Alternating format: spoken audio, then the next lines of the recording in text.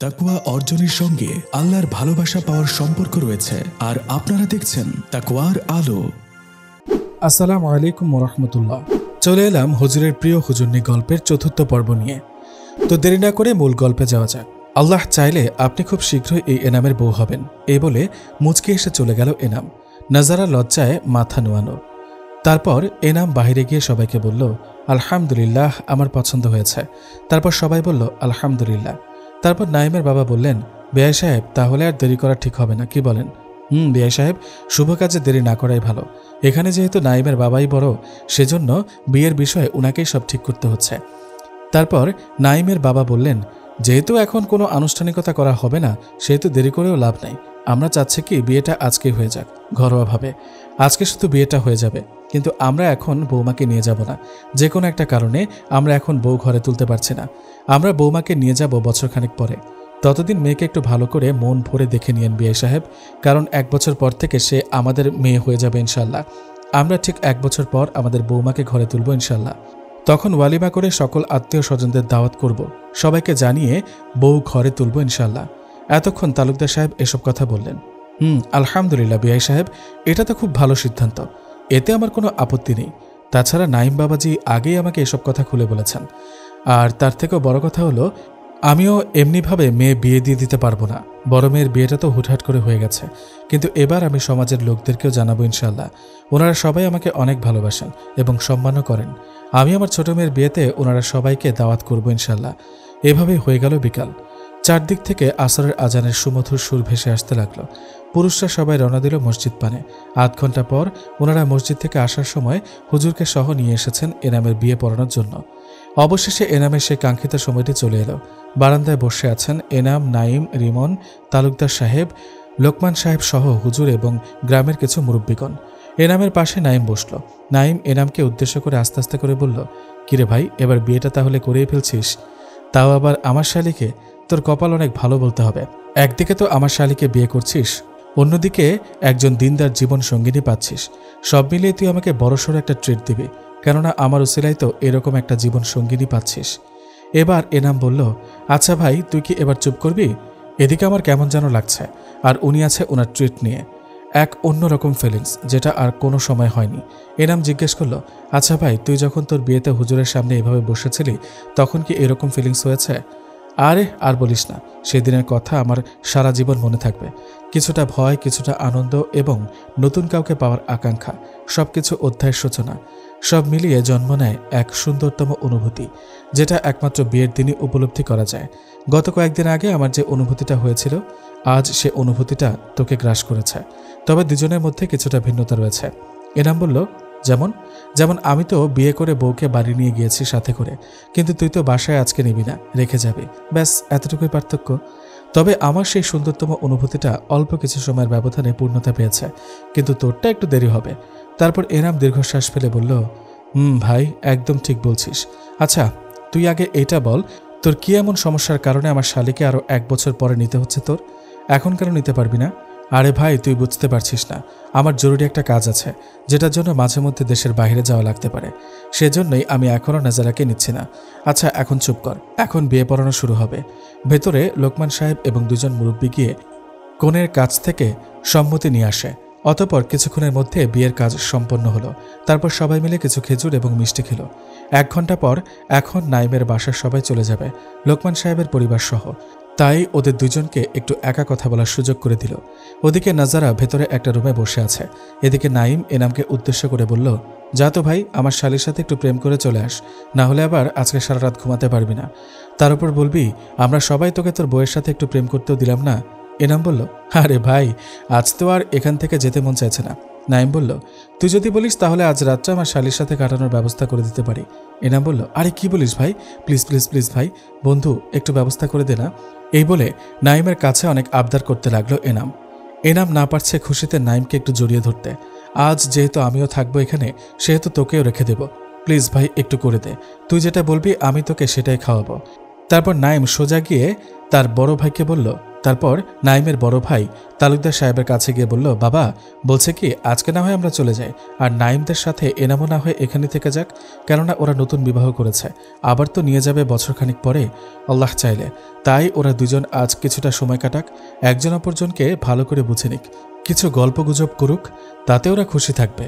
তারপর তালুকদার সাহেব কথাটা বুঝতে পেরে তার ভাই আমিনুল হকের কাছে গিয়ে সব বলে। তারপর তারা নাইমের সাথে এনামকে সহ রেখে যায়। বাড়ি এখন একটু ফাঁকা হয়েছে। নাইম, এনাম, সাফুরা এখানেই থেকে গেল, বাকিরা সবাই চলে গেল। যদিও বা লোকমান সাহেব বলেছিলেন আজ রাতে যেন সবাই এখানেই থেকে যায়, কিন্তু ওনারা স্পষ্ট জানিয়ে দেয় যে ওনারা থাকবেন না, ফলে তিনি আর কিছু বললেন না। এদিকে এনাম তো বেজায় খুশি, কারণ সে তার প্রিয়তমার সাথে আজকে একটা সুন্দর রাত কাটাবে। এনাম নাইমকে বলল, আরে ভাই, তুই যে আমার কত বড় উপকার করলি সেটা বলে বোঝাতে পারবো না, তাই তোকে অনেক অনেক জাযাকাল্লাহু খায়রান। এবার নাইম বলল, আর হ্যাঁ, তোরা না সেদিন সবাই আমার কাছ থেকে জিজ্ঞাসা করেছিলি রাতে আমি বিড়াল মেরেছি নাকি কুকুর মেরেছি, আজকে তো আমার সময়, দেখবো আমি আজ তুই কি মারিস। এনাম এবার আমতামতা করে বলতে লাগলো, না মানে, আরে ভাই কি বলিস তুই, সেদিন তো আমরা মজা করলাম শুধু, তুই এত সিরিয়াসলি নিচ্ছিস কেন? নাইম বলল, আরে রাখ তোর মজা, তোকে তো আজকে রেখে দিলাম, কিন্তু আমি শুধু দেখব তুই আজ আমার শালীর কাছে কেমনে যাস। না রে বন্ধু, এমন করিস না, তুই না আমার ভাই এবং বন্ধু, তাহলে বন্ধুর সাথে কেউ এমন অমানবিক অত্যাচার করে নাকি? কাঁদো কাঁদো সুরে বলল এনাম। না গো চান্দু, তুমি কি ভেবেছ আমারে এমনভাবে ইমোশনালি ব্ল্যাকমেল করবা আর আমি তোমার ফাঁদে পা দেব? এটা তুমি ভুল ভাবছ। এখনও তো তোমার এই কাজের কথা ওরা সবাই জানে না। ওরা যদি একবার জানে তুমি ওদের ছাড়াই হালাল কাজটা সেরে ফেলেছ, তাহলে তোমার কি হবে ভাবতে পারো? সেটা ভাবতেই তোর জন্য আমার মায়া হয়, আফসোসের সুরে বলল নাইম। এনাম তো এখন আরও ঘাবড়ে গেল। আরে ভাই, সে কথা বলিস না ওদের, না হয় আমাকে আস্ত রাখবে না ওরা, গণধোলাই দেবে আমায়। নাইম মনে মনে ভাবতে লাগলো, আজকে বেটাকে ভালো করে জব্দ করতে পেরেছি, সেদিন আমায় নিয়ে মজা করার ফল। ভাই প্লিজ এমন করিস না, আচ্ছা যা, তুই ওদেরকে বলে দিস, কিন্তু তার বিনিময়ে আজকে রাতে আমায় ছেড়ে দিস। নাইম এবার হো হো করে হেসে উঠল। আরে ভাই, তুই যে কি মানুষ, আজকে রাতে বউয়ের সাথে থাকার জন্য বন্ধুদের হাতে কুরবানি হওয়ার জন্য প্রস্তুত হয়ে গেলি। যা, আজ থেকে তোকে একটা উপাধি দিলাম, বউ পাগলা এনাম মিয়া। এই বলে নাইম আবারও হাসল। এনাম বলল, তুই শুধু উপাধি না, আরও যা কিছু আছে দিতে পারিস, তবে শর্ত একটাই। আচ্ছা, তুই যেহেতু এত করে বলছিস, তাহলে একটু স্বাধীনতা দেওয়াই যায়, তার উপর তুই আবার আমার চাচাতো ভাই, সব মিলিয়ে যা, তোকে আজকে রাতটা দিয়ে দিলাম। বন্ধু, তোকে আবারও অনেক অনেক জাযাকাল্লাহু খায়রান। যাক, অবশেষে আজ তাহলে বহুদিনের স্বপ্ন পূরণ হবে ইনশাল্লাহ, মুচকি হেসে বলল এনাম। এভাবেই সন্ধ্যা গড়িয়ে রাতের অন্ধকার নেমে এলো। এখন সময় রাত 11টা, সবাই খাবার দাবার খেয়ে ফেলছে। ইতোমধ্যে এনামের বাসর ঘরও সাজানো হয়ে গেছে। তবে আফসোসের সহিত একটা কথা বলতে হচ্ছে যে এনাম তো আসরের পর থেকে তার প্রিয়তমার সাথে তেমন কথা বলতে পারেনি, কিন্তু এখন সে বেজায় খুশি। কিন্তু বিপত্তিটা বাঁধল অন্য কোথাও। সবকিছু ঠিকঠাক আছে, কিন্তু মাঝখান থেকে উল্টে গেল নাজারা। এদিকে এনাম ব্যস্ত তার বউকে নিয়ে স্বপ্ন বুনতে, অন্যদিকে নাজারা বলছে সে কিছুতে বাসর ঘরে যাবে না। নাজারা বলল, না আপু, তুমি আমাকে জোর করো না, তোমরা বলেছিলে আজকে শুধু বিয়ে হবে, কিন্তু তোমার পাগল দেবরটা তো এখানেই রয়ে গেছে, আর তার আবার শখ জেগেছে বাসর করার। সাফুরা বলল, এই পাগলি, এমন কেন করছিস? আজকে তোদের নতুন বিয়ে হয়েছে, তাই আজকে তোদেরকে একসাথে থাকতে হবে। না, আমি থাকবো না, তোমার দেবরকে বলো চলে যেতে, আমার অনেক ভয় করছে। আমি কখনো কি কোনো পুরুষের সাথে একসাথে রাত কাটিয়েছি? আরে উনি না তোর স্বামী, 3 কবুলের মাধ্যমে তোরা একজন অপরজনের জন্য হালাল হয়ে গেছিস, তোর উপর তোর স্বামীর পূর্ণ হক আছে। তাই বলছি বোন আমার, এমন করে না, আমার আদরের ছোট্ট বোনটা, জানা ওদিকে তোর প্রিয় স্বামী যে অপেক্ষারত আছেন তোর জন্য। নাজারা রাগে ভাব নিয়ে কোমরে হাত চেখে বলল, আপু আচ্ছা, না না, আমি তো একটু মজা করলাম, আচ্ছা চল তাহলে তোকে রুমে দিয়ে আসি। সাফুরা হাঁটতে হাঁটতে বলল, আশা করি এই রাতের সুন্নাহগুলোর বিষয়ে অবগত আছিস? জি অবশ্যই, সব মনে আছে। ওদিকে এনাম অপেক্ষায় আছে যে কখন ভেতরে যাওয়ার ডাক পড়বে। নাজারাকে খুব সুন্দর করে সাজানো হয়েছে, দেখতে একদম পরীর মতো লাগছে, এ যেন আকাশ থেকে পরী নেমে এলো। নাজারা খেয়াল করলো একটু আগে যখন সাফুরা বলল তোর প্রিয় স্বামী তোর জন্য অপেক্ষা করছে, ঠিক তখনই ওর মনে আলাদা একটা অনুভূতির ঢেউ খেলে গেল, যেটা সে আগে কখনো অনুভব করতে পারেনি। এসব ভাবতে ভাবতে কোন সময় যে তার রুমে পৌঁছে গেল সেটা তার জানা নেই। হুশ এলো সাফুরার কথার সত্ত্বে, নে এবার খাটের উপর উঠে বস। নাজারা খেয়াল করলো তার রুমটা সে নিজে চিনতে পারছে না, এমনভাবে সাজানো হয়েছে রুমটা। চৌকিটাও খুব সুন্দর করে সাজানো হয়েছে, চারদিকে ফুল আর ফুল। এগুলো তো সব সাফুরা এবং তার স্বামী জান নাইমি সাজিয়েছে। নাজারাকে সুন্দর করে ঘোমটা টেনে দিয়ে চৌকের উপর বসিয়ে দিয়ে সাফুরা চলে গেছে। একটু পর এনাম দরজা খুলে দিয়ে সালাম দিয়ে ভেতরে প্রবেশ করল। নাজারার কলিজাটা মোচড় দিয়ে উঠল। নাজারা তো ভয় শেষ, তারপরেও কাঁপা কাঁপা গলায় সালামের জবাব দিল। এনাম ধীরে ধীরে এসে নাজারার পাশে বসল এবং বলল, কেমন আছেন? নাজারা ফিসফিস করে বলল, আলহামদুলিল্লাহ আলা কুল্লি হাল। আপনি কেমন আছেন? আলহামদুলিল্লাহ, আমিও ভালো আছি। এনাম বলল, যদি অনুমতি পাই তাহলে আপনার মুখটা দেখতাম। নাজারা লজ্জা পেয়ে মাথা নিচু করে বলল, জি অবশ্যই, দেখতে পারেন। এনাম মুচকে এসে নাজারার ঘোমটাটা তুলল। মাশাআল্লাহ, আমার বিবিজান তো অনেক সুন্দর। আল্লাহর কাছে লক্ষ কোটি শুকরিয়া আদায় করছি। এরপর এনাম আবার বলল, আপনি মনে হয় একটু আনইজি ফিল করছেন। নাজারা বলল, না না, তেমন কিছু না, একটু অন্যরকম লাগছে। আপনি আমায় ভয় পাবেন না, একদম। জানি এখনও আপনি অনেক ছোট, যার ফলে মানিয়ে নিতে একটু সমস্যা হবে। তবে চিন্তা করবেন না, আপনি যতদিন না চাইবেন আমি আপনার কাছে আসব না। আমাদের তো আজকে প্রথম দেখা, আপনি আমায় বন্ধু ভাবতে পারেন। যদি অনুমতি পাই তাহলে কিছু সুন্নাত আদায় করতাম, যেগুলো আমাদের ইসলাম ধর্মে আজকের দিনের জন্য বরাদ্দ করেছেন। অতঃপর নাজারা মুচকে এসে অনুমতি দেয়। এনাম সব সুন্নাত আদায় করে নেয় আস্তে আস্তে। তারপর তারা দুজন সেভাবেই আরও কিছুক্ষণ গল্প করল। ইতোমধ্যে তাদের মধ্যে আলাদা একটা ভাব হয়ে গেছে, একে অপরের সাথে অনেকটা ফ্রি হয়ে গেছে। দুজন দুজনের সাথে খুব বিনয়ের সহিত গল্প করতে লাগলো। গল্পের ফাঁকে এনাম বলে উঠল, আমি তো আগামীকাল চলে যাব ইনশাল্লাহ, তখন কি আমার কথা আপনার মনে পড়বে? এনামের মুখ থেকে এই বাক্যটা শোনা মাত্রই নাজারার বুকের মাঝে কেমন জানি চিনচিনে ব্যথা অনুভব করল। নাজারা মনে মনে ভাবল, সেও তো একজন নারী, তার মধ্যেও তো স্বামীর জন্য ভালোবাসা আছে। সেও যে এতক্ষণে এনাম নামে সেই সুদর্শন যুবকটাকে ভালোবেসে ফেলেছে। হাজার হোক, পরিশেষে তারা তো স্বামী স্ত্রী। সে যে আল্লাহর দেওয়ার সেই না দেখা মানুষটিকে অনেক ভালোবাসত, কিন্তু এখন তো সে কাছে আছে। তাও কেন উনি চলে যাওয়ার কথা শুনে আমার এত খারাপ লাগছে? আর আমি তো কিছুক্ষণ আগেই সেই মানুষটিকে এতটা ইম্পর্ট্যান্ট মনে করিনি। তবে কি আমি ওনাকে ভালোবেসে ফেলেছি? একটু পর এনামের কথাতে নাজারার ধ্যান ভাঙে। এরপর এনাম বলল, তো আগামীকাল তো চলে যাব, মাঝে মধ্যে কথা হবে যদি আপনি চান তাহলে, এবং দেখাও করতে পারবো। তবে যাওয়ার আগে আপনার কাছ থেকে কিছু প্রশ্ন করার ছিল, আপনি অনুমতি দিলে বলতাম আর কি। জি, আপনি বলুন। এবার এনাম বলল, আপনি কি আমায় ভালোবাসেন? নাজারা আমতামতা করতে লাগলো। আসলে ও বুঝতে পারেনি যে হঠাৎ করে এনাম এই প্রশ্নটা করে বসবে।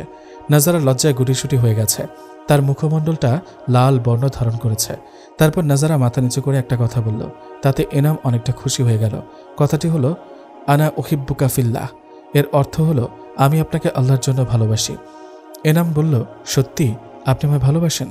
জি সত্যি, আমি আপনাকে ভালোবাসি প্রিয়। নাজারার মুখ থেকে প্রিয় ডাকটা শুনে এনাম আরও বেশি খুশি হলো। এনাম বলল, প্রিয়, আমিও আনা উহিব্বুকা ফিল্লাহ। তাহলে প্রিয়, 1 বছর অপেক্ষা করেন, আপনাকে আমার কাছে সারা জীবনের জন্য নিয়ে আসবো ইনশাল্লাহ। এখনই নিয়ে যেতাম আপনাকে, কিন্তু একটা বিশেষ কাজ আছে, খুব জটিল একটা মিশন। 1 বছরের মধ্যে শেষ হয়ে যাবে ইনশাল্লাহ। তারপর আপনাকে নিয়ে যাব একেবারের জন্য, কিন্তু তার আগে সময় পেলে কয়েকদিন পর পর আপনার মাদ্রাসায় গিয়ে আপনাকে দেখে আসব, এবং মাঝে মধ্যে আমার মিষ্টি বউটার সাথে প্রেমও করবো ইনশাল্লাহ। নাজারা আবারও লাজুক হাসল। এভাবেই তাদের দুজনের কথোপকথনের মধ্য দিয়ে সামান্য খুনসুটি চলতে লাগলো।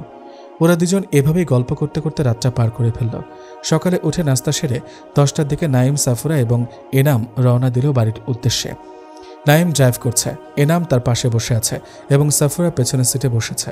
সাফুরা বের হওয়ার সময় একটু কান্না করলো, কিন্তু এখন নিজেকে সামলে নিল, কারণ পাশে গায়ে মাহারাম আছে। এনাম মুখ গোমরা করে বসে আছে আর সামনের দিকে তাকিয়ে আছে। নাইম তো ওর মুখটা দেখে খুব মজা পাচ্ছে। নাইম মনে মনে ভাবল, একটু লাড়া দেওয়া যাক। কিরে ভাই, চেহারাটা বাংলার পাঁচের মতো করে রাখলে কেন? বউকে রেখে আসতে মন চাইছে না বুঝি? ও লে, কি কষ্ট আমার ভাইটার। এবার তো এনাম রেগে মেগে ফায়ার। আরে বেটা, তোরে বকবক করতে বলেছে কে? দেখছিস তো মন খারাপ, তার উপর খোঁচা দিচ্ছিস। হ্যাঁ, বউকে রেখে এসে মন খারাপ, তো এখন কি করব বল? এসব কথা এক নাগারে বলল এনাম। এরপর এনাম নিজেকে নিজেই বলছে, এনাম কুল, এত রেগে গেলে চলবে না। ওদের এসব কাণ্ড দেখে অনেক কষ্টে হাসি আটকে রেখেছে সাফুরা। নাইম বলল, আরে ভাই, যেভাবে রেগে গেলি আমি তো ভয়ই পেয়ে গিয়েছিলাম। নাইম আবার বলল, ভাই আফওয়ান, আসলে আমি তোর সাথে একটু মজা করতে চেয়েছিলাম। আরে সমস্যা নেই, আমারই ভুল, এভাবে ওভার রিয়েক্ট করা উচিত হয়নি আমার, তার জন্য আফওয়ান। আসলে আমার একটু মন খারাপ, গতকালটা খুব সুন্দর ছিল, আজকে মন খারাপ। আচ্ছা নাইম, ভালো কথা, মাদ্রাসা নির্মাণের কাজ শুরু হবে কখন থেকে? ও আচ্ছা, ভালো প্রশ্ন করেছিস। আব্বু আর ভাইয়া নাকি গতকাল হুজুরদের সাথে কথা বলেছেন, আর আমি তো ইঞ্জিনিয়ার ডেকে এনে সব ঠিকঠাক করেই রেখেছি আগে থেকে। আজকে তো মঙ্গলবার, আব্বু বললেন বৃহস্পতিবার থেকে কাজ শুরু করা হবে ইনশাল্লাহ। এনাম বলল, তো হুজুররা মিলে কি পরামর্শ করলো, মানে কোন কোন জামাত খোলা হবে মাদ্রাসায়? নাইম বলল, মাদ্রাসা 5 তলা করে তৈরি করা হবে ইনশাল্লাহ। 5 তলা করে চারপাশে 4টি বিল্ডিং, পশ্চিম দিকেরটা হবে মসজিদ, সেটা আলাদা হবে, এবং দক্ষিণ দিকের নিচতলা এবং দ্বিতীয় তলায় থাকবে নুরানি, এবং নুরানির উপরতলায় থাকবে মহিলা হিফজ বিভাগ।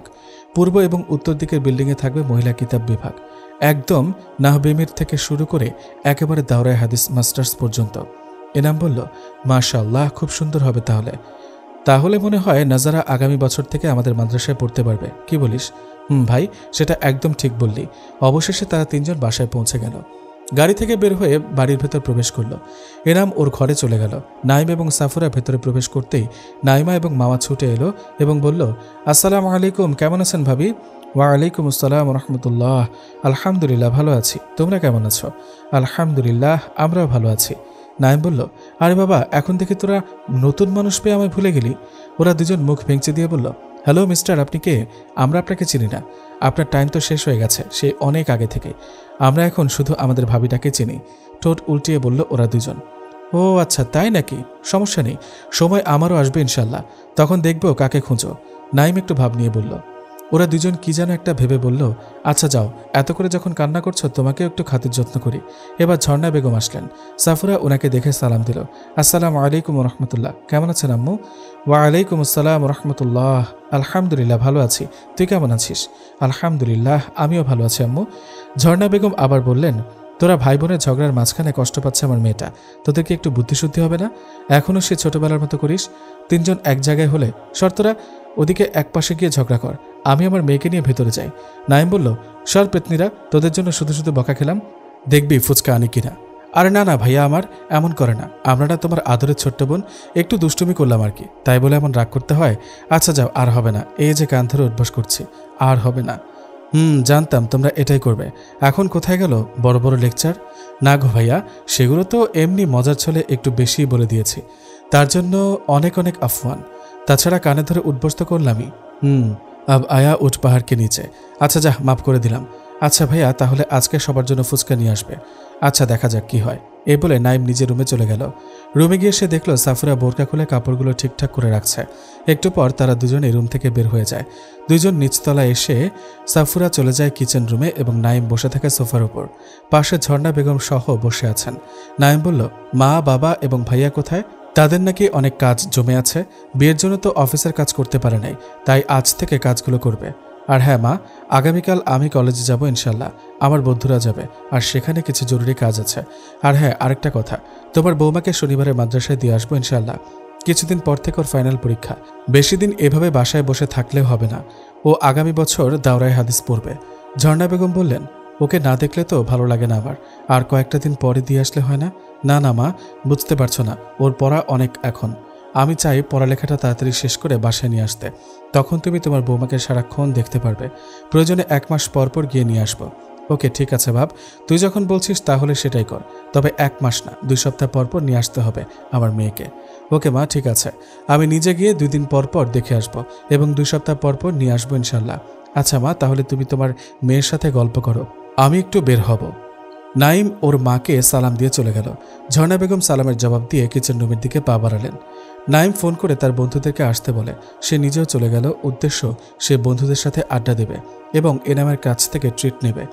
এদিকে ঝর্ণা বেগম তার 4 মেয়েকে একসাথে নিয়ে গল্প করছে। সাফুরা একে একে জেনে নিল তার স্বামী কি কি পছন্দ করে। ঝর্ণা বেগম ও সাফুরাকে ওনার ছেলের সকল পছন্দের কথা বললেন। কথা বলতে বলতে এক ফাঁকে ঝর্ণা বেগম বলে উঠলেন, তবে আমার মেজ ছেলের একটা বদভ্যাস আছে, সেটাকে অবশ্য বদভ্যাস বললে ভুল হবে, সেটা ওর নিয়ম বলতে পারিস। ও আবার যাকে তাকে সম্মান দেয় না, কারণ সবাই সম্মানের যোগ্য নয়। যেমন কি বয়সে বড় হলে মানুষ তাকে সম্মান দিতে বলে, কিন্তু আমার ছেলের কাছে বয়সটা ম্যাটার করে না। ও কখনো কারো বয়স বা অর্থ সম্পদ দেখে তাকে জাজ করে না। আমার ছেলে মানুষের মন দেখে এবং স্বভাব চরিত্র দেখে। যার মন বড় এবং স্বভাব চরিত্র ভালো, মন মানসিকতা সুন্দর, তাকেই সে সম্মান দেয়, সে একজন ফকিরি বা হোক না কেন, এতে কোনো সন্দেহ নেই। আজ পর্যন্ত ছোট এবং কুৎসিত মনের অধিকারী কেউ ওর কাছ থেকে সম্মান পায়নি। আর যে কিনা ওর চরিত্র এবং দিনে ফেরার দিকে আঙুল তোলে, তাকে সে অত্যন্ত ঘৃণা করে, সে যেই হোক না কেন। আর ও যাকে একবার ভালোবাসে তাকে ছাড়া কিছুই বোঝে না। যেমন আমায় কেউ কটু কথা বললে তাকে চরম শিক্ষা দেয়। ওই যে কথায় আছে না, ইট মারলে পাটকেল খেতে হয়, আমার ব্যাপারেও অনেকটা সেরকম। তাই মা, তোকে বলছি, ওকে কখনো কোনো রকম কষ্ট দিবি না, আর ওর চরিত্র বা দিন নিয়ে কোনো কথা বলবি না। ওকে ভালোবাসবি, বিনিময়ে অনেক অনেক বেশি ভালোবাসা পাবি ইনশাল্লাহ। এই 2-4 দিনে আমার ছেলেকে কতটুকু জেনেছিস বা বুঝেছিস তা আমি জানি না, কিন্তু এইটুকু বলে রাখি, আমার ছেলের মতো মানুষ এই যুগে হয় না। ও এত তাড়াতাড়ি বিয়ে করেছে যাতে করে ও আরও ভালো করে দিন মানতে পারে, যেন কুপথে আবার চলে না যায়। ওর দিনে ফেরার গল্পটা আমি বলছি না এখন, তুই কোনো সময় ওর কাছ থেকে শুনে নিস। এবার সাফুরা বলল, ওকে মা, আমি ওনার কাছ থেকে জিজ্ঞেস করবো ইনশাল্লাহ। আর হ্যাঁ, এতগুলো বিষয় জানিয়ে দেওয়ার জন্য অনেক অনেক জাযাকিল্লাহু খায়রান মা। ঝর্ণা বেগম মুচকে এসে বললেন, ওয়াইয়াক্কা। এবার সাফুরা আয়েশার কাছে গেল এবং বলল, আপু, আপনি এদিকে আম্মুর পাশে বসে থাকেন, কাজগুলো আমি আর জরিনা খালা মিলে করে ফেলতে পারবো ইনশাল্লাহ। এই সময় আপনার অনেক অনেক রেস্টের প্রয়োজন আছে, না হলে যে নতুন আগত মেহমানটা কষ্ট পাবে। না বোন, সমস্যা নেই, আমি করতে পারবো ইনশাল্লাহ। আপু, আমি জানি আপনি পারবেন, কিন্তু আপনার ছোট বোন হিসেবে এটা আমার আবদার, আজকে আমায় কাজ করতে দেন। আমি তো শনিবারে মাদ্রাসায় চলে যাব, তখন না হয় আবার আপনি করবেন। এবার আয়েশা না করল না, সাফুরা কাজ বুঝে নিচ্ছে আয়েশার কাছ থেকে। আয়েশা বলল, আচ্ছা বোন, তুমি আমায় আপনি করে না বলে তুমি করে বলতে পারো, এতে আমার বেশি খুশি লাগবে। ওকে আপু, সমস্যা নেই, আপনি যেমনটা বলেন। এভাবে সাফুরা পরিবারের সকলের প্রিয় হয়ে উঠছে। দেখতে দেখতে দিনটা কেটে গেল। পরের দিন, এখন সময় 10টা। নাইম বলল, পাখি, আজকে দুপুরের খাবার খেয়ে রেডি থেকো, তোমায় নিয়ে ঘুরতে যাবো ইনশাল্লাহ। সাফুরা বলল, কি বলেন স্বামীজান, সত্যি কি ঘুরতে নিয়ে যাবেন? গো বউ আমার, ঘুরতে নিয়ে যাব আমার কলিজাটাকে। বিয়ের পর তো কোথাও ঘুরতে যাওয়া হয়নি, তাই ভাবলাম আজকে গিয়ে ঘুরে আসি। তাছাড়া মা বাবাও বলেছেন যেন তাদের আদরের বৌমাকে আজকে নিয়ে ঘুরতে যাই। আজকে বিকেলে তোমাকে সুন্দরতম কিছু সময় উপহার দেবো ইনশাল্লাহ। কিছু কিছু বিশেষ জায়গায় ঘুরতে নিয়ে যাব, যেখানে তুমি আর আমি মিলে একাকী সময় কাটাবো ইনশাল্লাহ। ওকে স্বামীজান, আমিও আপনার সাথে সঙ্গ দিয়ে সময়টাকে আরও মধুর করে তুলব ইনশাল্লাহ। এটা বলেই সাফুরা নাইমের একদম কাছে চলে এলো। নাইম দাঁড়িয়ে আছে। সাফুরা তার 2 হাতে নাইমের গলা জড়িয়ে ধরে নিজের শরীরের ভার তার স্বামীর উপর ছেড়ে দিল। নাইম বলল, আহা, কি করছো? পড়ে যাবে তো। সাফুরা বলল, পড়বো না, আমার রাজকুমারটা থাকতে আমি পড়ি কেমনে? সে কি আমায় এভাবেই পড়ে যেতে দেবে? প্রশ্নই আসে না। এই রাজকুমার যতদিন বাঁচবে সে শুধু তার রাজকুমারীর রক্ষক হয়ে থাকবে ইনশাল্লাহ। আগুনের সময় পানি হয়ে পাশে থাকবে, বিপদের সময় ঢাল হয়ে এবং ভালোবাসার সময় প্রেমিক পুরুষ হয়ে পাশে থাকবে। এই যুবরাজ সবসময় মহারানীর খেদমতে নিজেকে নিয়োজিত রাখবে ইনশাল্লাহ। সাফুরা বলল, আর আমি একজন আদর্শ স্ত্রী হয়ে আপনার খেদমত করব ইনশাল্লাহ। এভাবে দুজনের কথোপকথনের মাঝে নাইম বলে উঠল, পাখি, আমি একটা আবদার করব, রাখবে? জি ইনশাল্লাহ, কেন নয়। আর আপনি আমায় আবদার নয়, হুকুম করবেন। আচ্ছা পাখি, তাহলে আমার কথাটা শোনো। আচ্ছা বলেন। পাখি, আমার একটা পাপ্পি চাই। হো আচ্ছা, এই কথা, পাপ্পি লাগবে তো, ওকে দিচ্ছি। সাফুরা নাইমের গালে একটা পাপ্পি দিতে গেল। নাইম বাধা দেয়। সাফুরা বলল, কি হলো পাখি, এখানে নয়, এখানে দিতে হবে। এই বলে নাইম হাত দিয়ে নিজের ঠোঁটের দিকে ইশারা দিয়ে দেখিয়ে দেয়। সাফুরা তো লজ্জা একদম লজ্জাবতী গাছের ন্যায় নুয়ে গেছে। সাফুরার মাথা নিচ থেকে উপরে তোলার মতো আর সাহস হয়নি। মোট কথা, সে আর এই মানুষটার চোখাচোখি হবে না। সাফুরা লজ্জা পেয়ে দৌড়ে চলে যেতে চাইলে নাইম সাফুরার হাত ধরে হ্যাঁচকা টানে নিজের শক্ত আলিঙ্গনে আবদ্ধ করে নেয়। এবার দুজন একদম মুখোমুখি হয়ে দাঁড়িয়ে আছে। সাফুরা যে চাইলেও আর পালাতে পারবে না। অবশ্য সে কম চেষ্টাও করেনি নাইমের কাছ থেকে ছাড়া পাওয়ার জন্য। অবশেষে ব্যর্থ হয়ে আত্মসমর্পণ করতে হলো নিজের প্রিয়তমর কাছে। নাইম এক হাতে সাফুরার কোমরের পেছন থেকে শক্ত করে নিজের সাথে জড়িয়ে আছে এবং অন্য হাতে সাফুরার থুতনিতে হাত রেখে ওর মুখটা একটু উঁচু করে ধরল। সাফুরা চোখ বন্ধ করে আছে। ওর ভেতর আলাদা একটা অনুভূতি গ্রাস করছে। ওর হার্টবিটটা নাইম স্পষ্ট বুঝতে পারছে। নাইম অপলক দৃষ্টিতে তাকিয়ে আছে সাফুরার দিকে এবং ভাবছে, সত্যি লজ্জা নারীর অলংকার। লজ্জা পেলে একটা নারীকে কতটা যে সুন্দর এবং মায়াবী লাগে সেটা যদি সব মেয়েরা বুঝত। এই লজ্জাবতীর লজ্জা যেন তাকে আরও 1000 গুণ সুন্দর করে তুলেছে। তবে সেটা কি সে অবগত? একটু পর নাইম বলল, কি গো জানু, এত লজ্জা পেলে কেমনে হবে? তুমি না বলেছিলে তুমি মাদ্রাসা থেকে আসলে তোমায় নাকি অনেক আদর করতে হবে? তাহলে এখন কেন এত লজ্জা? বারে, তুমি তোমার স্বামীর কাছ থেকে অনেক অনেক বেশি ভালোবাসা এবং আদর দাবি করতে পারো, কিন্তু আমি পারবো না কেন? এই বলে নাইম আস্তে আস্তে সাফুরা আরও কাছে চলে গেল। এখন সাফুরার নিঃশ্বাস ঘন ঘন হয়ে এলো। সাফুরার ভয় লজ্জা সব একই সাথে কাজ করছে। এটা দেখে নাইম সাফুরার মুখের সামনে এসে থেমে যায় এবং একটু ভারী কণ্ঠে বলল, আচ্ছা থাক, আর এত ভয় আর লজ্জা পেতে হবে না। যেদিন তোমার লজ্জা এবং ভয় উভয়টা নিয়ন্ত্রণ করতে পারবে সেদিন আমি তোমার কাছে আসব, তার আগে নয়। সাফুরা এবার একটু একটু চোখ খুলতে লাগলো। সাফুরা দেখতে পেল নাইমের মুখে কিছুটা কষ্টের ছাপ স্পষ্ট প্রকাশমান। সাফুরা বুঝতে পারল তার কারণ। সে ভাবল, আমি মনে হয় একটু বেশি ওভার রিয়াক্ট করে ফেলেছি। উনি এখন কষ্ট পাচ্ছে, ওনার সাথে এরকম করাটা মোটে উচিত হয়নি। আমি তো আইন এবং শরিয়া মোতাবেক এখন ওনার শুদ্ধ বিবাহিত স্ত্রী। আমার উপর তো ওনার সম্পূর্ণ হক রয়েছে। তাহলে কেন এই দ্বিধা, কেন এই দেওয়াল? আমার মধ্যে এতটা ভয় কেন? না না, এতটা দ্বিধাদ্বন্দ্বে থাকলে চলবে না। এই দ্বিধা আমারই কাটিয়ে উঠতে হবে। সাফুরা 7-5 না ভেবে নাইমের ঠোঁট জোড়া নিজের দখলে নিয়ে নিল। তাদের মধ্যে সকল দ্বিধা দ্বন্দ্ব কাটিয়ে জন্ম নিল একটি নতুন ভালোবাসার সূচনা।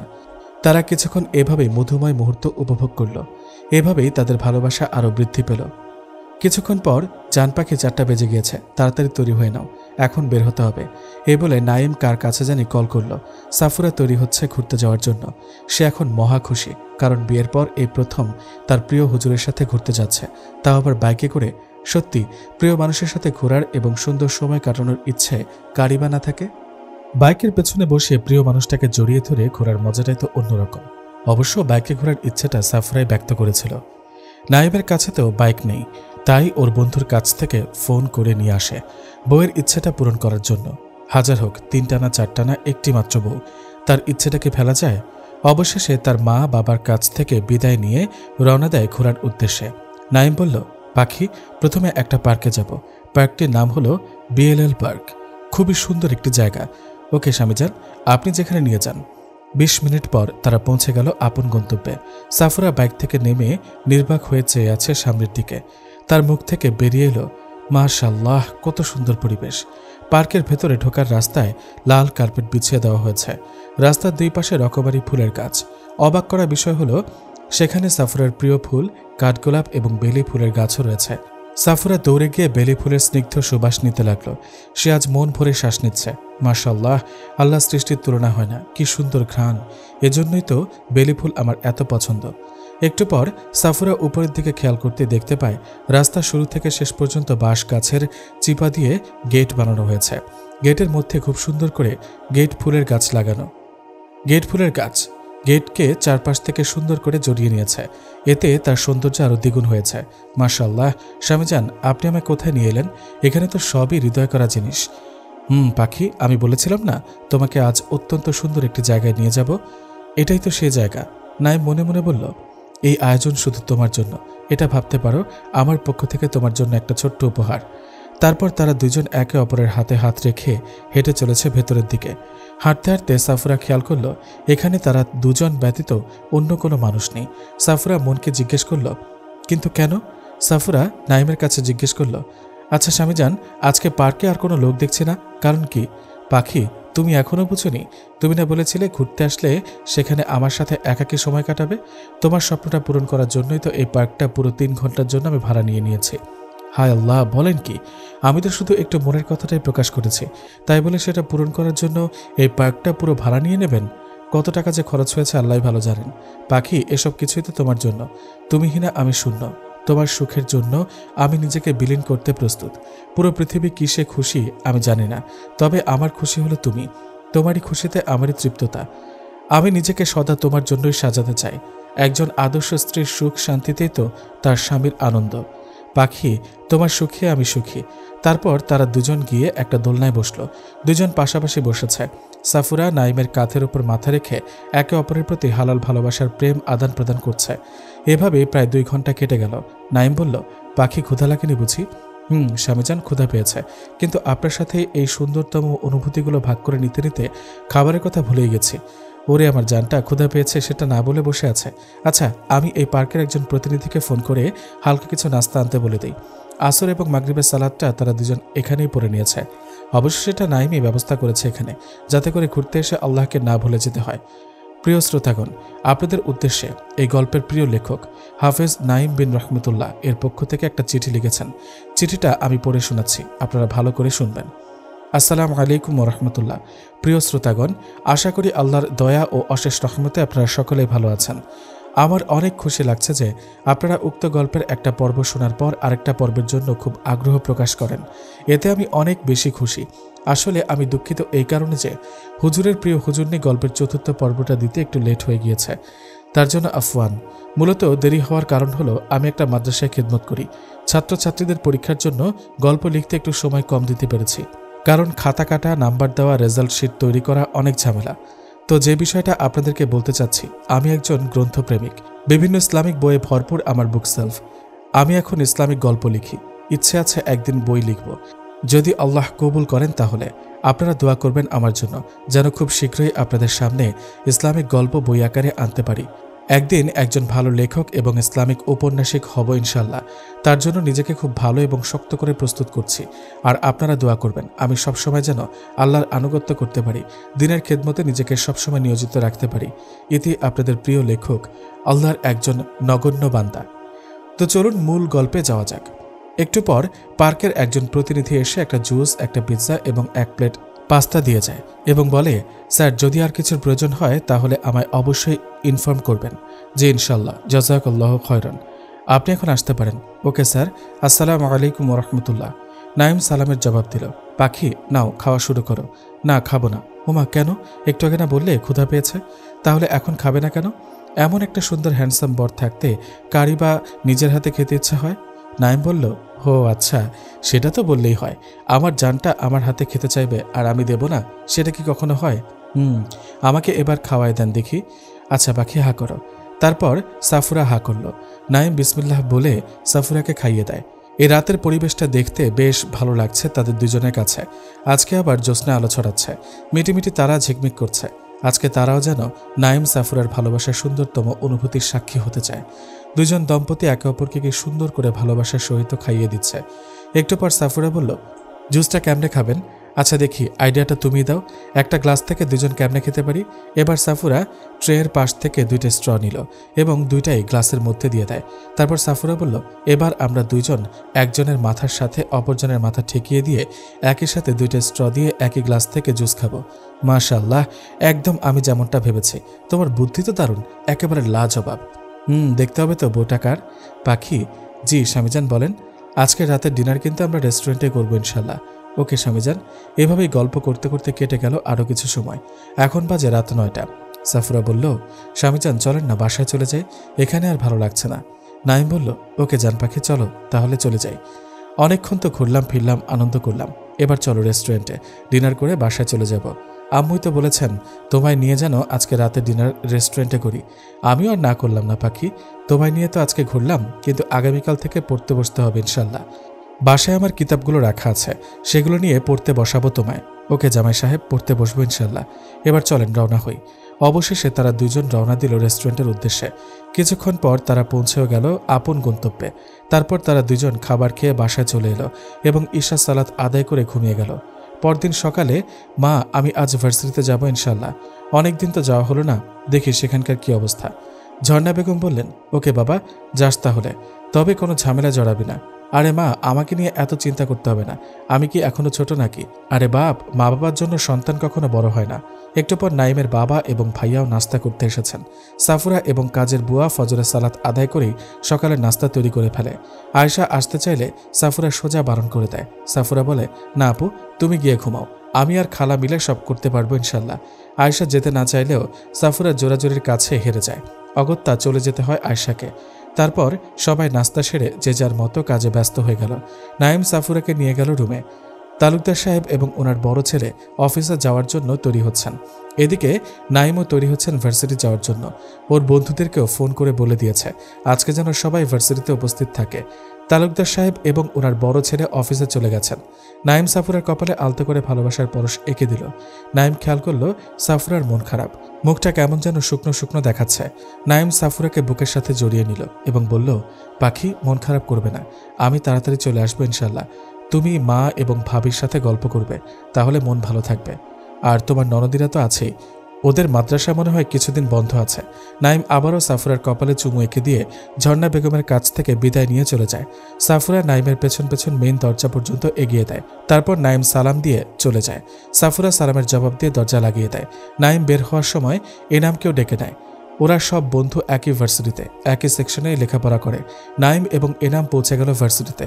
ওরা দুজন ভার্সিটির বাইরে একটা চায়ের দোকানে অপেক্ষা করছিল বাকিদের জন্য। অবশেষে তারাও চলে আসে। তারপর ওরা সবাই মিলে হাঁটা ধরে গেটের ভেতরে। ভার্সিটির সকল স্টুডেন্টরা তাকিয়ে আছে আগন্তুকদের দিকে। আমরা দেখতে পাই ভার্সিটির গেট ধরে 7 জন যুবক হেঁটে ভেতরে আসছে। তাদের গায়ে পরিহিত সাদা জুব্বা এবং টাকনোর উপরে পাজামা, মাথায় টুপি। তাদের চোখ জোড়া নিচের দিকে আবদ্ধ হয়ে আছে। এ যেন একটা জান্নাতি দল, মাত্র জান্নাত থেকে নেমে এলো। কি সুন্দর দেখতে লাগছে তাদেরকে। সবার চোখ তাদের দিকে থাকলেও তাদের চোখ নিচ থেকে উপরে ওঠার নাম নেই। হ্যাঁ, আপনারা ঠিকই ভাবছেন, এগুলো আর অন্য কেউ নয়, এগুলো হলো এই গল্পের নায়ক এবং তার বন্ধুগণ, মানে নাইম, এনাম, মিনহাজ, মুরাদ, সাকিব, জুবাইর এবং আমানুল্লাহ। তারপর তারা সবাই 3rd ফ্লোরে গিয়ে 2য় সেকশনে প্রবেশ করল।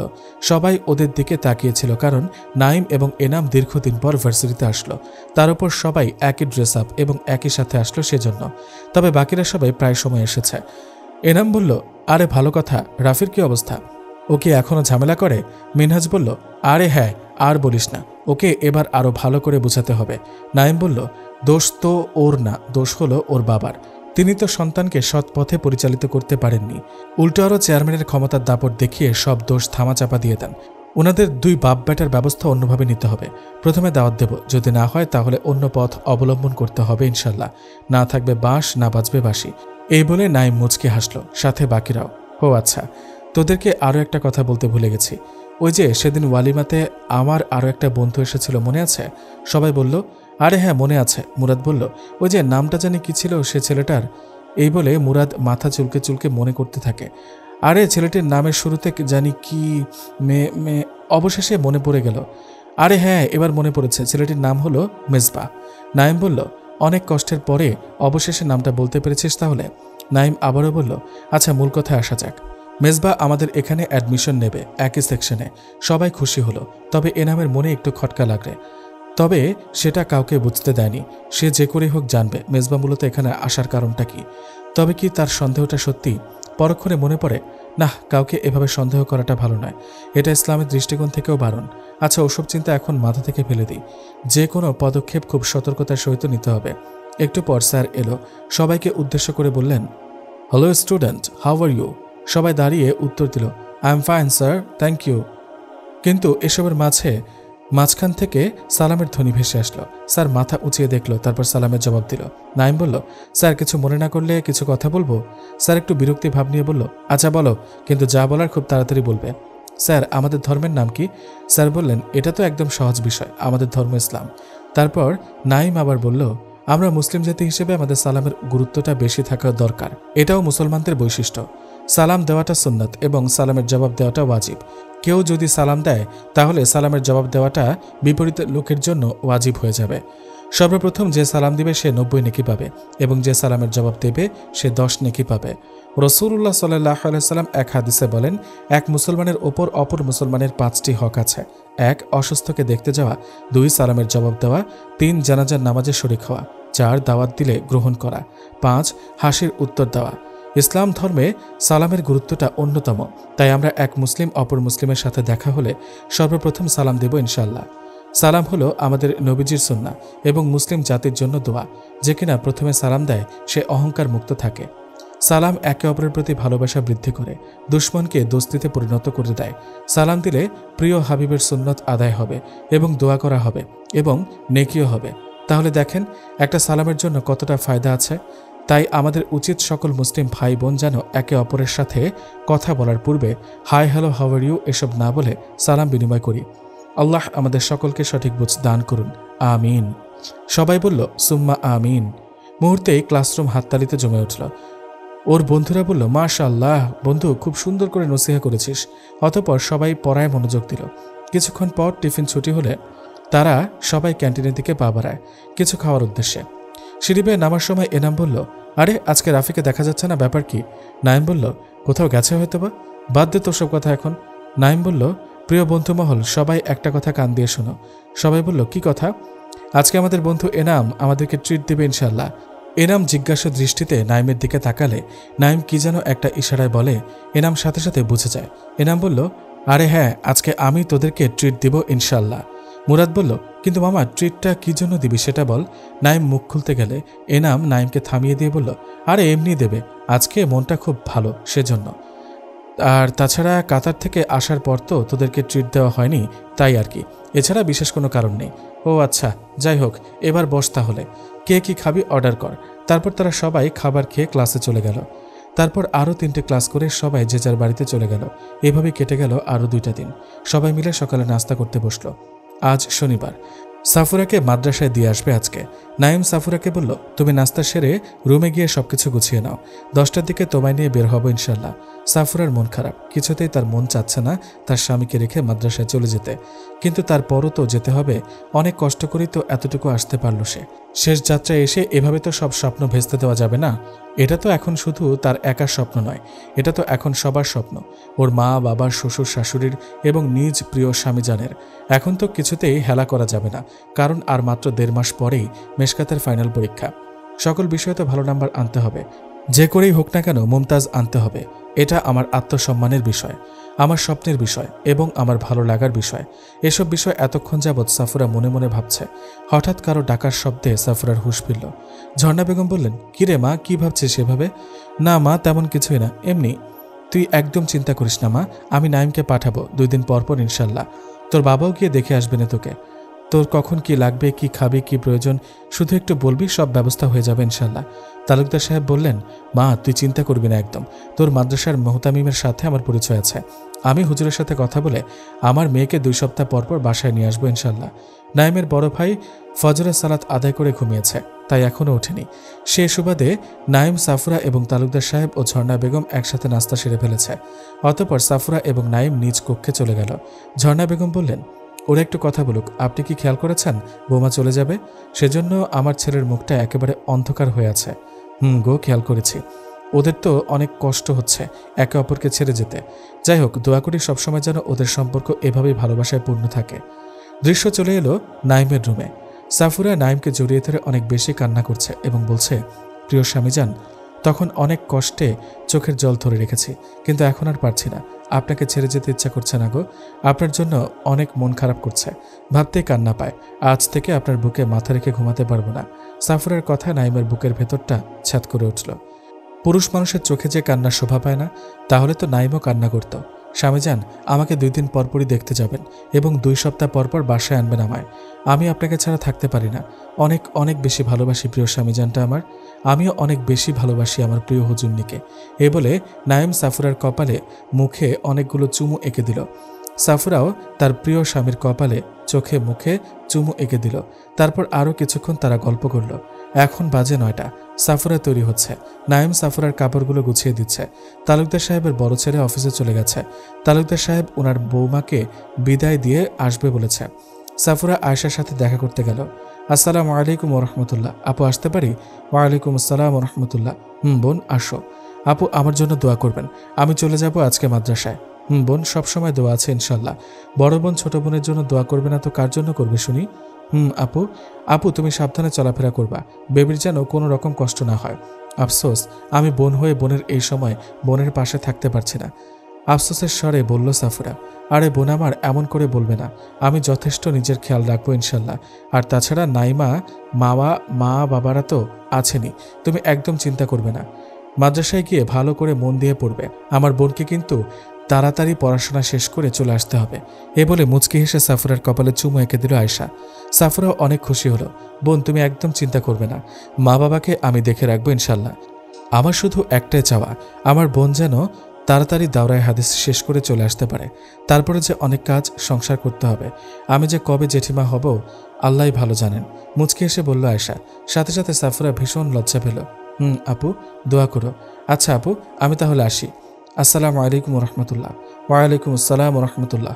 আল্লাহ হাফেজ আপু। আয়েশা বলল, ফি আমানিল্লাহ। তারপর বাকিরা সবাই নিচে নেমে এলো। নাইমা এবং মাওয়া বলল, ভাবি তোমার জন্য অনেক মন খারাপ লাগছে। এতদিন অনেক হাসি খুশি দুষ্টুমি মজা করলাম। আমাদের কথার দ্বারা যদি কখনো কষ্ট পেয়ে থাকো তাহলে আফওয়ান। আরে না ননদিরা, কি বলো এসব? তোমরা আমার বোনের মতোই, তোমরাও আমায় ক্ষমা করে দিও, আফওয়ান। ভাইয়ার সাথে মাঝে মধ্যে গিয়ে তোমাকে দেখে আসবো ইনশাল্লাহ। ওকে, যেও, সমস্যা নেই। আরেকটা কথা, মা বাবা এবং বড় আপুকে ভালো করে দেখে রাখবা। ওনাদের সবার দায়িত্ব এখন তোমাদের হাতে। ও, সেটা নিয়ে তুমি নিশ্চিন্তে থাকতে পারো। বড় ভাবিকে আমরা কোনো কাজই করতে দেব না ইনশাল্লাহ। আর জরিনা খালা তো আছেই। কি বলো জরিনা খালা? মাওয়া, ঠিক কইছ। আমি তো এইখানে আজকে প্রায় 15 বছর ধরে আছি। এটা তো আমারও পরিবার, তাই না? এই তো একটা মনের কথা বলেছ। অতঃপর সাফুরা, নাইমা এবং মামার সাথে আরও একটু কথা বলল। তারপর তালুকদার সাহেব এবং ঝর্ণা বেগমকে জড়িয়ে ধরল। আম্মু আব্বু আমার জন্য দোয়া করবেন। আরে পাগলি আমার, কান্না করে না, তোর বাবা গিয়ে দেখে আসবে তোকে। আর তাছাড়া নাইমকে তো পাঠাবই, কান্না করিস না। তোর বাবা ফোন করে হুজুরকে বলে দিবে তুই যে ওনার মেয়ে সেটা। আমরা চাই তুই শুধু ভালো করে লেখাপড়া করে তাড়াতাড়ি চলে আসিস। ঝর্ণা বেগম সাফুরাকে কপালে চুমু এঁকে দিয়ে বলল, আমার মেয়েকে 2 সপ্তাহ পর পর বাসায় আনবো ইনশাল্লাহ। অতঃপর তাদের কথা শেষ হলে সাফুরা এবং নাইম বের হয়ে যায়। সবাই এসে মেন গেট পর্যন্ত এগিয়ে দেয়। নাইম ড্রাইভ করছে, সাফুরা তার পাশের সিটে বসেছে। গাড়িতে তারা দুজন টুকটাক কিছু কথা বলল। প্রায় 30 মিনিট পর তারা পৌঁছে গেল আপন গন্তব্যে। নাইম গাড়িটা গেটের বাহিরে পার্কিং করে সাফুরাকে নিয়ে ভিতরে যায়। মাদ্রাসা অনেক বড়। মাদ্রাসার নাম হলো দারুল হেদায়া আল ইসলামিয়া মহিলা মাদ্রাসা। এখানকার মুহতামিম যিনি, তিনি হলেন চট্টগ্রামের ফটিকছড়ি থানার নানুপুর ওবাইদিয়া মাদ্রাসার মুহাদ্দিস। পুরো মাদ্রাসাটা মহিলা শিক্ষিকা দ্বারা নিয়োজিত। এটা শুধু মহিলা মাদ্রাসা। এখানে ছাত্রীদের অভিভাবক ছাড়া বাইরের কোনো মানুষ প্রবেশ সম্পূর্ণ নিষেধ। মাদ্রাসার চারদিকে রয়েছে সিসিটিভি ক্যামেরা। আচ্ছা, মূল গল্পে আসা যাক। নাইম সাফুরাকে নিয়ে 4র্থ তলায় উঠে গেল। সেখানে সাফুরার দরজগা। নাইম সাফুরাকে সব বুঝিয়ে সুঝিয়ে নিচে এসে মুহতামিমের সাথে পরিচয় হয়।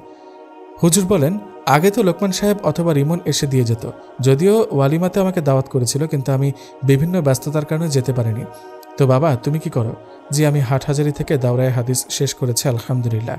এখন জেনারেল লাইনে আছি। তাদের ভাবভঙ্গি কিছুটা বোঝার জন্যে এভাবেই হুজুরের সাথে আরও অনেকক্ষণ কথা বলল। তারপর চা নাস্তা করে হুজুরের কাছ থেকে বিদায় নিয়ে চলে গেল। সেখান থেকে বের হয়ে একটু সাফুরার কাছে গেল। ওকে কিছুটা সান্ত্বনা দিতে লাগলো। একটু পর সাফুরার কাছ থেকে বিদায় নিয়ে সোজা চলে গেল ভার্সিটিতে। এদিকে সাফুরার বেস্ট ফ্রেন্ডরা সাফুরাকে ঘিরে ধরল। সাফুরার বেস্ট ফ্রেন্ড 4 জন, তানজিলা, সামিয়া, তাবাসসুম এবং জান্নাত। তারা কিন্তু সাফুরার বিয়েতে গিয়েছিল। তাবাসসুম বলল, কিরে দোস্ত, ভাইয়া তো অনেক হ্যান্ডসাম দেখি। এ বলে মুচকি হাসল সবাই, সাফুরা বাদে।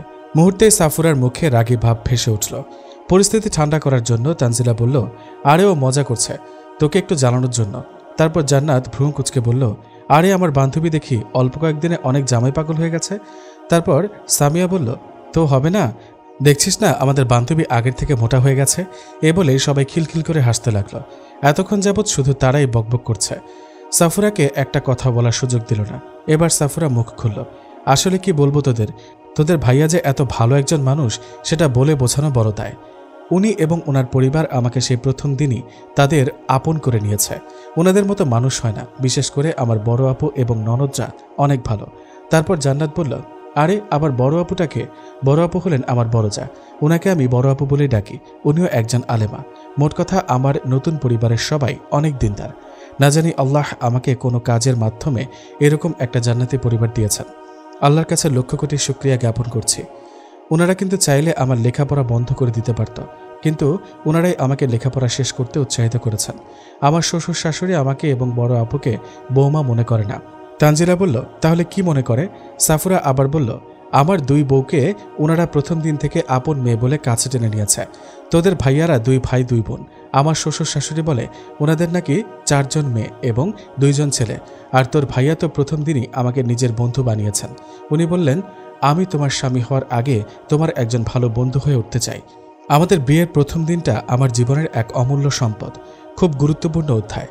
তারপর ওরা সবাই বলল, আলহামদুলিল্লাহ, শুনে অনেক ভালো লাগলো যে আমাদের কলিজা অনেক সুখে আছে। সত্যি বান্ধবী, তোর ভাগ্য খুব ভালো। আজকাল তো এমন পরিবার পাওয়াই যায় না বললেই চলে। আমরাও আল্লাহর কাছে এমন একটা পরিবার চাই। বান্ধবী, তোর মুখ থেকে যাদের এত প্রশংসা শুনলাম, তাদেরকে তো এক নজর দেখার ইচ্ছা অনেক করছে। সাফুরা বলল, ওকে, ইনশাআল্লাহ বার্ষিক পরীক্ষার পরে তোদেরকে নিয়ে যাব। আচ্ছা চল তাহলে এখন দর্সে যাওয়া যাক। হাঁটতে হাঁটতে সামিয়া বলল, এই সাফুরা, ওস্তাজাগণদের সঙ্গে দেখা করেছিস? আরে না, আমি তো ভুলে গিয়েছিলাম রে।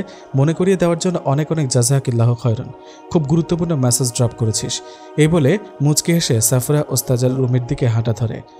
এদিকে ওরা সবাই হাসতে হাসতে গুটিসুটি। সাফুরার মুখের শেষ বাক্যটা শুনে দৃশ্য চলে গেল ভার্সিটিতে। নাইম গেটের ভেতরে গাড়ি পার্কিং করে হাঁটা শুরু করে ক্যাম্পাসের দিকে। তার সাথে যোগ দিল মুরাদ, মিনহাজ, সাকিব এবং এনাম। সোজা তারা চলে গেল ক্লাসে। 2টা ক্লাস করলো। যখন বিরতি দিয়েছে তখন নাইম বলল, এই বন্ধুরা, চল, আজকে আর ক্লাস করতে মন চাচ্ছে না, একটু পাশের পার্ক থেকে ঘুরে আসি। এনাম বলল, কিরে ভাই, আজকে হঠাৎ করে তোর কি হলো? ভালো লাগছে না বলছিস? ভালো লাগবে কেমনে বল? আজকে তোদের ভাবিকে মাদ্রাসা দিয়ে এসেছি, তাই মন খারাপ। মিনহাজ বলল, আহারে বেচারা আমার বন্ধুর যে কি হাল, বউকে রেখে এসে আজকে তার আর ভালো লাগছে না। তারপর মুরাদ বলল, রে ভাই, প্রথম এরকম এরকম লাগে, কিন্তু কিছুদিন পর যখন টক ঝাল মিষ্টি মিক্স করে কিছু খাই তখন ঠিক হয়ে যায়। এ বলে হো হো করে হেসে দিল সবাই। এনাম বলল, তোরা আর ভালো হইলি কই? বাঁশ হাতে দাঁড়িয়ে থাকিস, তারপর সুযোগ পেলেই তো জায়গা বরাবর দিয়ে দিস। অবশ্য এখন না হলেও কিছুদিন পরে তো বিয়ে করবি ইনশাল্লাহ, তখন দেখব এই মজা কই থাকে। সময় আমাদেরও আসবে, তখন আমরাও দেখাবো মজা। একটু পর সাকিব বলল, আরে থাম থাম, তুই এখন জানি কি বললি? এনাম একটু হকচকিয়ে গেল। কই কি বললাম? তুই না বললি একদিন তোদেরও সময় আসবে? মানে তুই যেভাবে বলছিস যেন তোরও বিয়ে হয়ে গেছে। এনাম এবার আমতা আমতা করতে লাগলো। আরে কি বলিস এসব? আমার বিয়ে হবে কেমনে আবার? আমি তো একটু নাইমের সাইট নিয়ে বলছি। মুরাদ বলল, ওরা দুজন মনে হয় আমাদের কাছ থেকে কিছু একটা লুকাচ্ছে। নাইম বলল, আরে কি বলিস আবল তাবল? তাদের থেকে কেন কিছু লুকাতে যাব? আচ্ছা বাদ দে সব, এখন বল ঘুরতে যাবি নাকি? তারপর সবাই মিলে সায় দিল। অতঃপর নাইমের গাড়ি করে সবাই রওনা দিল। প্রায় 20 মিনিট পর, এই আস্তে আস্তে নামিস, আবার হোঁচট খেয়ে পড়ে গেলে সব শেষ, ইজ্জতের ফালুদা হয়ে যাবে। এই বলে মুচকি হাসলো নাইম। মিনহাজ একটু ড্যাম কেয়ার ভাব নিয়ে বলল, হয়েছে, তোকে আর এত করে আমাদের জন্য ভাবতে হবে না, আমরা পুচকো বাচ্চা না যে যেখানে সেখানে উষ্টা খাবো। এই বলে যে না গাড়ি থেকে নেমে একটু সামনের দিকে হাঁটা ধরে অমনি উষ্টা খেয়ে পড়ে যায়। ওর বন্ধুরা সবাই ধরাধরি করে তোলে, আশেপাশের লোকজন খিলখিল করে হেসে ফেলল। এজন্যই বলেই সবসময় মুরব্বীদের কথা শুনতে হয়। এ বলে এনাম মুচকি হাসলো। তারপরেই মুরাদ বলে, মুরব্বি মুরব্বি। এবার সবাই হো হো করে হেসে উঠল, সাথে মিনহাজও। আসলে আমাদের বন্ধুদের মধ্যে সবসময় এরকম খুনসুটি চলতেই থাকে। হাসি, মজা, দুষ্টুমি, রাগ, অভিমান এগুলো তো আছে, কিন্তু সময় সময় একজনের জন্য অপরজন জান দিতেও প্রস্তুত থাকি।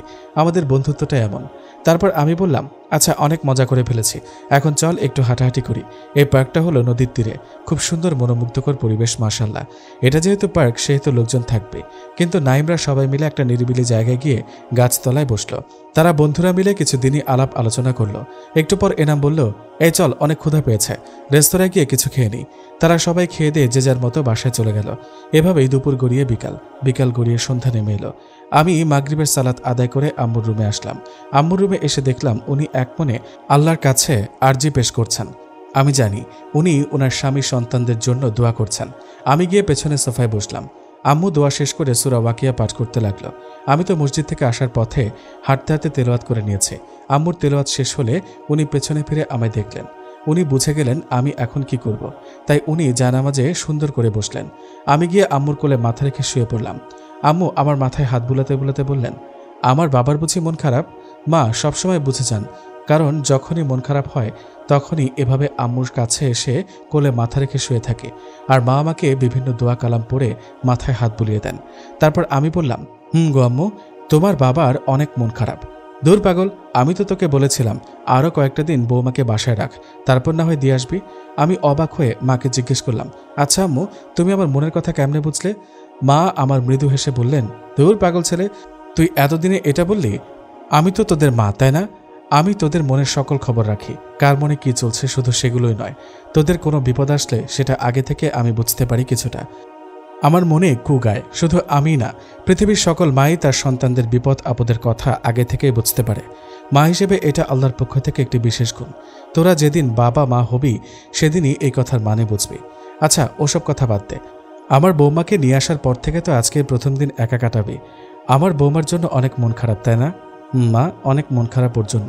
ও তো এই অল্প কয়েকদিনে আমার হৃদয়ের গভীরে ভালোবাসার আত্মার সাথে জুড়ে গিয়েছে, তাহলে তাকে মনে পড়বে না কেমনে? জানো মা, সাফুরানা অনেক ভালো একটি মেয়ে। আমি জীবনসঙ্গিনী হিসেবে ওকে পেয়ে ধন্য। ও আমার সকল কিছুর খেয়াল রাখে। ও আসার পর থেকে তো আমি নিজের প্রতি যত্ন নিতে ভুলে গেছি। ও তো আমার যত্ন নেয়। রে বাবা, আমারও না অনেক মন খারাপ করছে আমার মেয়েটার জন্য। ঘরটা কেমন ফাঁকা ফাঁকা হয়ে আছে। আমার এবং তোর বাবার ঔষধের খেয়াল রাখতো সবসময়। এই যা কদিন ছিল তা তো বড় বৌমার কাছ থেকে ঔষধ খাওয়ানোর দায়িত্বটা আমার ছোট বৌমাই নিয়ে নিয়েছে। মেয়েটি খুব মিশুক স্বভাবের, খুব প্রাণবন্তর। আমাদেরকে প্রথম দিনই আপন মনে করে নিয়েছে। কপাল করে দুটো সোনার টুকরো বৌমা পেয়েছি। দুটোই সারা জীবন এই ঘরের মহারানী হয়ে থাকবে ইনশাল্লাহ। এভাবেই তারা মা ছেলে দুজনের মধ্যে আরও কিছু কথাবার্তা হলো। কিছুক্ষণ পর তালুকদার সাহেব এলে নাইম সেখান থেকে প্রস্থান করল। রাতে খাবার খেয়ে নাইম শুতে আসলো। তার মন যেন খুব ব্যাকুল হয়ে আছে, কেউ একজনের শূন্যতায়। নাইম কিছুক্ষণ রুমের মধ্যে পায়চারি করল। কিছুই ভালো লাগছে না তার, না লাগারই কথা। বিয়ের পর থেকে তো আজকেই প্রথম তার প্রিয়তমাকে ছাড়া রাত অতিবাহিত করতে হবে। নাইম শুয়ে পড়ল। দুই চোখের পাতা কোনোভাবেই এক করতে পারছে না সে। যেখানে প্রতিটি রাত পার হতো সাফুরাকে বুকে নিয়ে, কিন্তু আজ থেকে আর হবে না সেটা। আবার কখন তারা দুজন একসাথে সময় কাটাতে পারবে তা অজানা। নাইম অনেকক্ষণ শুয়ে থাকার পরেও যখন ঘুম আসছে না, তখন নাইম খেয়াল করল এবং মনে মনে বলল, আরে আমার তো মনেই ছিল না যে আমার যে রোগ হয়েছে তার ঔষধ একজনের কাছে রয়েছে।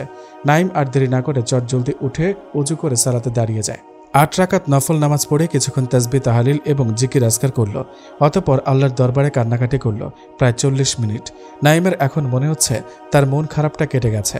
এখন মনের মধ্যে আলাদা একটা প্রশান্তি অনুভব করল। তারপর আরও কিছুক্ষণ কুরআন তেলাওয়াত করল। তারপর ঘুমিয়ে গেল। 2 মাস পর নাইমরা প্রতিদিনের ন্যায় আজকেও ভার্সিটিতে যায়। গেট দিয়ে প্রবেশ করার সময় দেখতে পায় রাফি কিছু মেয়েদের সাথে খুব বাজেভাবে ইফটিজিং করে। অনেকদিন সহ্য করেছে নাইম এবং তার বন্ধুরা। এর মধ্যে মেজবা ও এক ফাঁকে এসে ভার্সিটিতে অ্যাডমিশন নেয়। ও সহ নাইমদের সঙ্গে একই সাথে ভার্সিটিতে আসে। গত 2 মাসে সাফুরাকে ও অনেকবার গিয়ে দেখে আসে নাইম এবং তালুকদার সাহেব। মাঝে মধ্যে ঝর্ণা বেগমও যেতেন। আর ওদিক থেকে তো রিমন এবং লোকমান সাহেব জানি। এবং সাফুরের কথা মতো নাইম গিয়ে প্রতি 2 সপ্তাহ পর পর বাসায় নিয়ে আসে 2 দিনের জন্য। নাইম এবং তার বন্ধুরা সবাই রাফির সামনে যায়। রাফির সাথে তার কিছু চেলাপেলারা আছে। রাফি মূলত এসব করার কারণ হলো তার বাবা। রাফির বাবা হলেন অত্র এলাকার চেয়ারম্যান। মানুষ ওনাকে অনেক ভয় পায়। সে সুযোগটা কাজে লাগিয়ে রাফি এসব আকাম করে বেড়ায়। এতে তার বাবাও কোনো প্রতিবাদ করে না, বরং ছেলেকে আরও উৎসাহ দেয়, যার ফলস্বরূপ ছেলেও হয়েছে বাদর। নাইমকে দেখে রাফি বলে, কিরে মোল্লা, এখানে কেন এলি? সাথে আবার চালাপেলা কতগুলো ধরে এনেছিস? রাফি মূলত নাইমদের থেকে 1 ইয়ার সিনিয়র। নাইম মুচকি হেসে বলল, আমি কি অন্য কারো মতো যেখানে সেখানে ক্ষমতা দেখাই? আর আমি কোনো গ্যাং করি না যে আমার এত চালাপেলা লাগবে। ওদেরকে সকল ছাত্রছাত্রীরা দেখেছে। এনাম ইফটিজিংকৃত মেয়েদেরকে উদ্দেশ্য করে বলল, এ আপু, আপনারা চলে যান এখন। যেই না ওরা এখান থেকে এগোতে যায় অমনি রাফি হুঙ্কার দিয়ে ওঠে এবং বলে, এই মেয়ে, তোদের তো সাহস কম না? ওরা কি তোদের ভাতার লাগে নাকি যে ওদের কথা এখান থেকে চলে যাচ্ছিস? এটা শোনা মাত্র নাইমের চোখ রক্তিম বর্ণ ধারণ করল। তারপরেও নিজেকে বহু কষ্টে নিয়ন্ত্রণ করল এবং বলল, দেখো ভাই, আমরা সবাই কিন্তু মুসলিম। আদম আলাইহিসসালামের সূত্র অনুযায়ী আমরা কিন্তু ভাই ভাই। আর হাদিসে স্পষ্ট আছে, আল মুসলিম ও আখুল মুসলিম, মুসলমান মুসলমানের ভাই। তুমি একটু বোঝার চেষ্টা করো। এই দুনিয়াটা দেখছো না? সেটা পুরোটাই একটা মায়াজাল।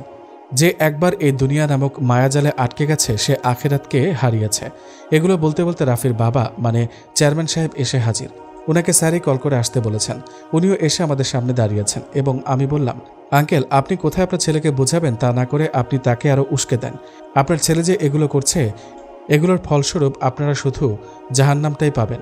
আর আপনি যেগুলো করেন, মানুষের উপর অত্যাচার করে তাদের সম্পত্তি দখল করে নেওয়া, এগুলো তো একদমই ঠিক না। আপনাদের উচিত বাবা ছেলে মিলে জনগণের পাশে থাকা, তাদের বিপদে আপদে সাহায্য সহযোগিতা করা। কিন্তু আপনারা সম্পূর্ণ এর বিপরীতে কাজ করছেন। আপনারা ক্ষমতার অপব্যবহার করছেন। মনে রাখবেন, মানুষ হয়তোবা এখন কিছু বলছে না। আপনারা এখানে পার পেলেও যে হাসরের ময়দানে পার পাবেন না, অধিনায়ক যারা আছেন কিয়ামতের দিন তাদের হিসাব হবে কঠোর। বিন্দু পরিমাণ ছাড় তাদেরকে দেওয়া হবে না ইনশাল্লাহ। আপনারা একটু বোঝার চেষ্টা করেন আঙ্কেল। আমরা যে আপনাদেরকে এসব বলছি তাতে আমাদের দুনিয়াবি কোনো স্বার্থ নেই। আমরা চাইলে কিন্তু মারামারি করতে পারি, কিন্তু সেটা তো আর সকল সমস্যার সমাধান দিতে পারবে না। আমরা মুসলিম হিসেবে আমাদের দায়িত্ব অনেক। কেউ ইসলামের বিরুদ্ধে কাজ করলে বা গোমরাহির দিকে পা বাড়ালে আমাদের উচিত তাদেরকে সঠিক পথ দেখানো। এখনও সময় আছে, আপনারা সংশোধন হয়ে যান। নিজেদেরকে আল্লাহর জন্য প্রস্তুত করুন। দেখুন আঙ্কেল, আপনার ছেলে এখন যা করছে সেগুলো কিন্তু কোনো মুসলমানদের বৈশিষ্ট্য নয়। আচ্ছা, আপনারা ভাবেন তো, আপনার একটা মেয়ে আছে, মানে রাফির বোন, তো তাকে কলেজ বা ভার্সিটিতে দিয়েছেন লেখাপড়া করার জন্য। তখন আল্লাহ না করুক রাফির চেয়েও খারাপ মানুষের সম্মুখীন হয়েছেন আপনার মেয়ে, এবং বিভিন্নভাবে তাকে সে বখাটেরা হেনস্থা করে, ইফটিজিং করে বা তার থেকেও বেশি করে। তখন কি আপনি বাবা হয়ে সেটা মেনে নিতে পারবেন? অবশ্যই পারবেন না। ঠিক তেমনইভাবে রাফি আজ যা মেয়েদেরকে খারাপ নজরে দেখছে, অশ্লীল ভাষা ব্যবহার করছে, তারাও তো কারো না কারো আদরের ছোট্ট বোন অথবা বড় বোন। এদের জায়গায় কিন্তু রাফির বোনও হতে পারত। তখনও কি সে এরকমটাই করত? দেখুন আঙ্কেল, দেখো ভাই, ইসলাম ধর্মে নারীকে চাঁদ বলে সম্বোধন করেছে, আর সে চাঁদকে তোমরা এভাবে নষ্ট করছো। ভাবো তো, যেদিন এই সত্তার সামনে দাঁড়াবে সেদিন থাকবে না কোনো রাজা বাদশাহ, থাকবে না কোনো গরিব অসহায়, থাকবে না কোনো এমপি মন্ত্রী। সেদিন বড় বড় অহংকারীরা, বড় বড় ক্ষমতাশীল ব্যক্তিরা কিছুই করতে পারবে না তার অনুমতি ব্যতীত। তিনি হবেন সেদিনের রাজা, পৃথিবীর সকল বাদশার বাদশাহ, মহান রব্বে করিম। উনি মহানদের জন্য মহান এবং পাপিষ্ঠদের জন্য কঠিন। দেখো ভাই রাফি, এই পৃথিবীটা ক্ষণিকের। এখানে যদি গুনাহের পথ ধরে হাঁটতে থাকো তাহলে পরকালে জাহান্নামে যেতে হবে সুনিশ্চিত। তাই বলছি, এই ক্ষণিকের মায়াজালে আটকে গিয়ে আখিরাতকে এত বিষাদ করে তুলিও না। দিনে ফিরে আসো, এখনও অনেক সময় আছে, দেরি হয়নি এখনও। সময় থাকতে কাজে লাগাও। নাইম খেয়াল করল তারা বাপ ছেলে দুজন নিচের দিকে তাকিয়ে নীরবে অশ্রু বিসর্জন দিচ্ছে। নাইম যেন এই সুযোগের অপেক্ষায় ছিল। সে সুবর্ণ সুযোগটাকে কাজে লাগিয়ে নিল। এভাবেই তারা দুজনের ভেতরে আরো ভালো করে আল্লাহর ভয় ঢুকিয়ে দিতে লাগলো। এতে করে তাদের কান্নার গতিবেগ আরো বাড়ছে, বই কমছে না।